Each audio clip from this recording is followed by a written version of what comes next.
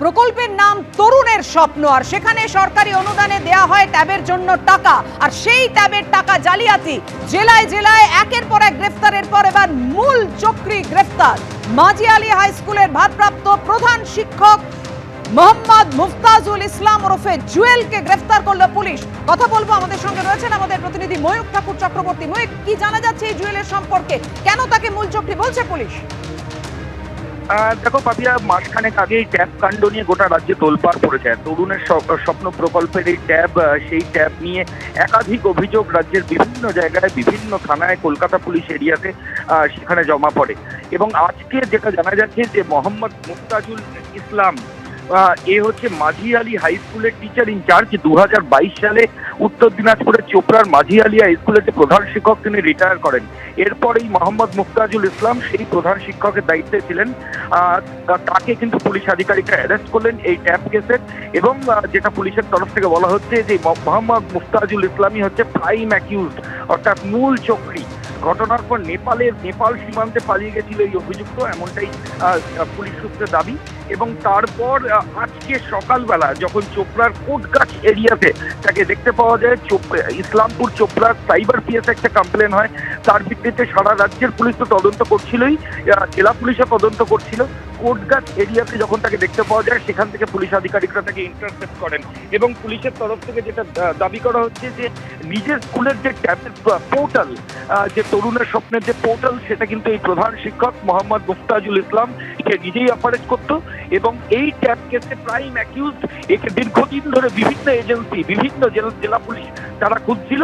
অবশেষে পুলিশ আধিকারিকরা এই ট্যাব কেসের যে প্রধান অভিযুক্ত তাকে অ্যারেস্ট করলো। এবার কি মোডাস অপারেন্ডিতে এই ক্রাইম করতো, কারা কারা এর র্যাকেটের সঙ্গে ছিল, সেগুলো একে কাস্টাডিতে নিয়ে পুলিশ আধিকারিকরা যান। ধন্যবাদ ময়ূক। নতুন করে আবেদন দাখিল করুন, নিহত নির্যাতিতার মা বাবাকে নির্দেশ সুপ্রিম কোর্টের।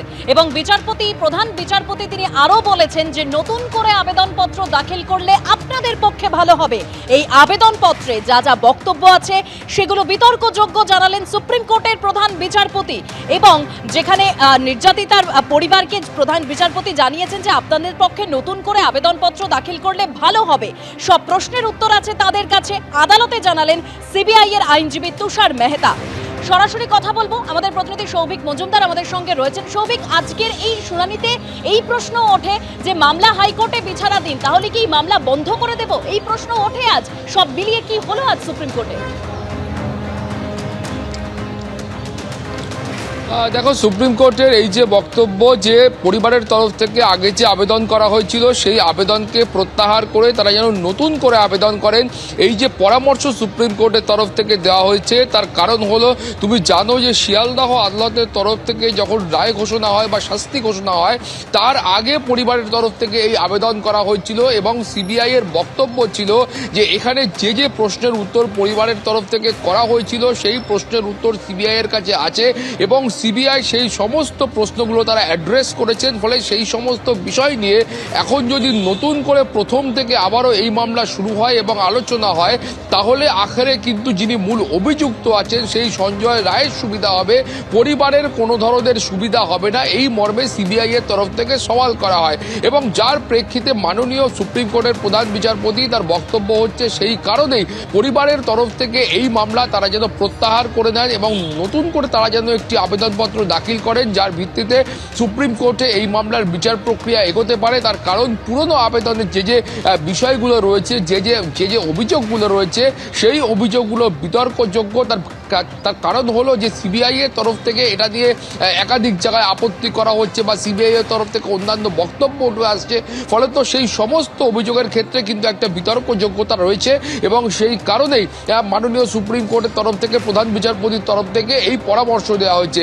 এর পাশাপাশি এই মামলার একেবারে শেষ দিকে সুপ্রিম কোর্টের মাননীয় প্রধান বিচারপতি তিনি প্রশ্ন করেন যে কলকাতা হাইকোর্টের যে মামলা ছিল সেই মামলার এখন কি অবস্থা রয়েছে বা সেই মামলা এখন কি পর্যায়ে রয়েছে। আইনজীবীদের তরফ থেকে বলা হয় যে কলকাতা হাইকোর্টের মাননীয় প্রধান বিচারপতির এজলাসে সেই মামলা বিচারাধীন রয়েছে।